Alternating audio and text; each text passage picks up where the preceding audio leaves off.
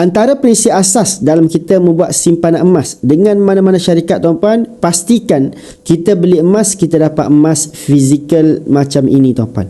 Jadi tuan-puan, prinsip asasnya adalah beli emas dapat emas. Dan apabila kita jual emas, kita akan dapat duit. Namun tuan-puan, untuk kita kenal syarikat tersebut betul ataupun tidak, tengok lagi. Anda kata syarikat tu beli emas dapat nombor sahaja, emas fizikal dapat? Tak dapat.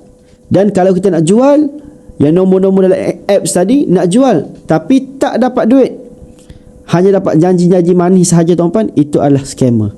Sebab tu tuan-puan, prinsip asas kalau tuan-puan nak mulakan simpanan emas dengan mana-mana syarikat, pastikan syarikat tersebut boleh bagi kepada tuan-puan emas fizikal bila-bila masa sahaja tanpa ada syarat-syarat tertentu. Jadi tuan-puan, anda kata tuan-puan nak jalan yang paling mudah, paling singkat, paling cepat untuk beli emas dapat emas, boleh beli bersama dengan Public Gold. Sebab apa tuan-puan? Kaedah untuk kita dapatkan emas fizikal dengan Public Gold ni ada 3 cara. Pertama tuan-puan, kita boleh by post. Public Gold akan post emas tu ke alamat rumah kita dengan insurance cover.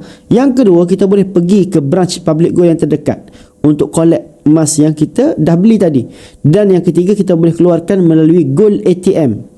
Di mana-mana Gold ATM. Sekarang dah ada 155 Gold ATM di seluruh Malaysia, Indonesia tuan-puan.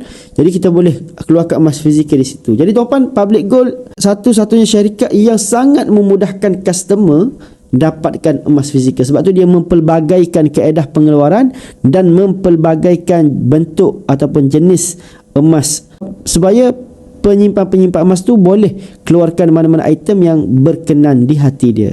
Jadi anda kata tuan-puan nak beli emas bersama dengan Public Gold, boleh DM saya. Saya akan bantu guide sebaiknya. Assalamualaikum.